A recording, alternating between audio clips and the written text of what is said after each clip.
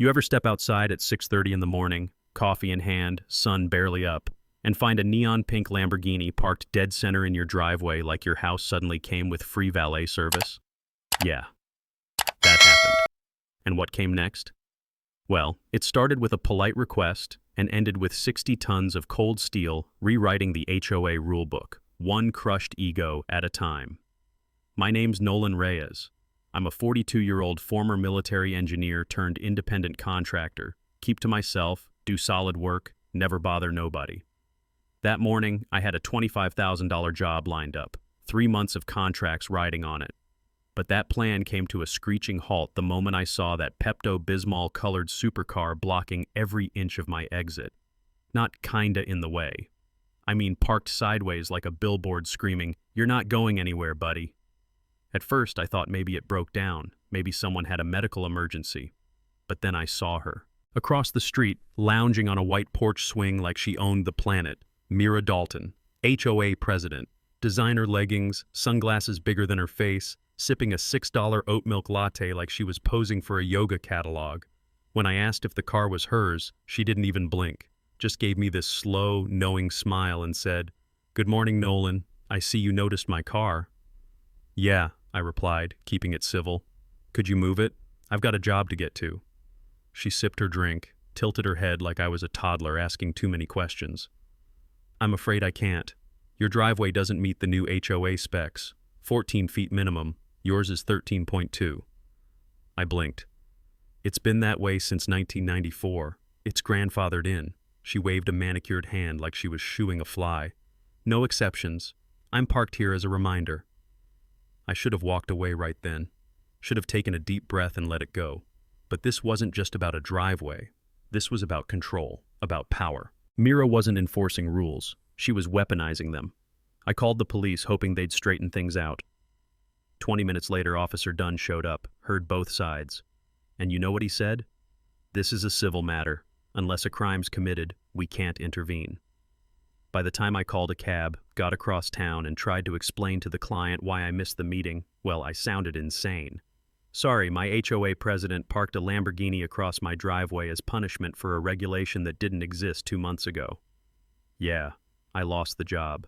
When I got home that night, defeated, $25,000 poorer, there was a sign bolted into the sidewalk, gleaming stainless steel that read, "Reserved Parking, HOA President." She'd actually commissioned a permanent monument to her pettiness, and it didn't stop there. Day after day, she added layers. Printed notices taped to my door, a slideshow about non-compliant properties at the HOA meeting, even a group email with zoomed-in photos of my lawn and sarcastic captions about community aesthetics.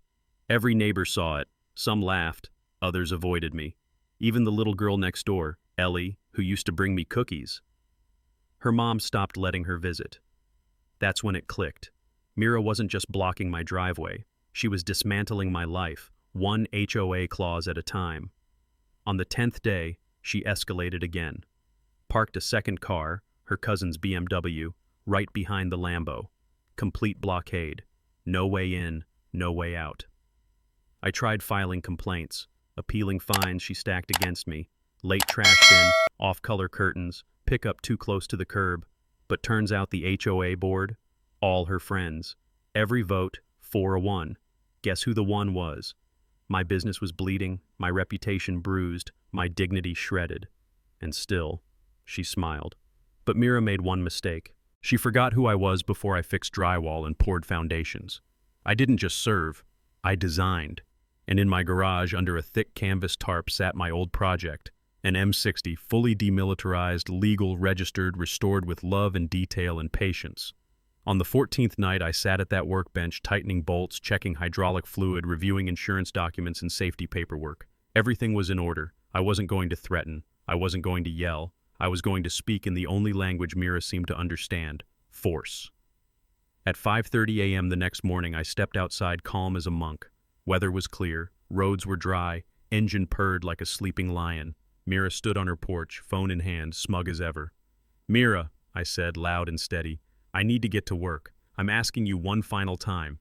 Move your car." She laughed. "You still don't get it, Nolan. This is about respect." But she trailed off, because behind me the garage door was rising.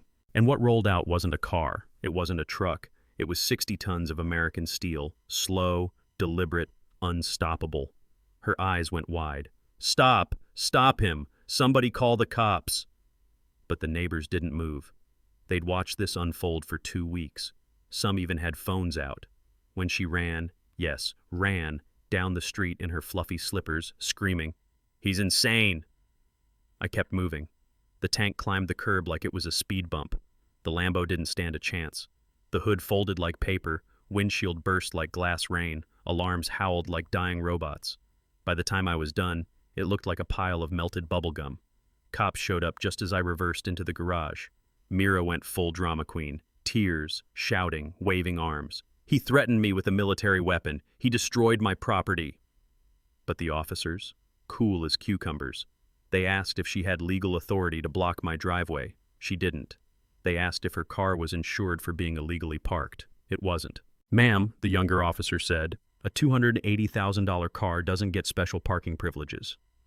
3 days later, the HOA held an emergency meeting, biggest turnout they'd ever seen. Mira tried to hold her ground, but the floodgates opened. Neighbors stood up one by one, stories of intimidation, sudden fines, manipulated bylaws. Even Dr. Patel, who moved out 6 months ago, showed up to say he'd sold his house just to get away from her. The board voted unanimously. Mira, out. Every rule she'd pushed through, voided.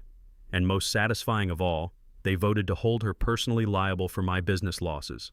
$43,000. She couldn't pay. Had to sell the house. The Lambo? Still crushed. Still hers. And me? My phone's been ringing non-stop. Folks want to work with someone who doesn't back down.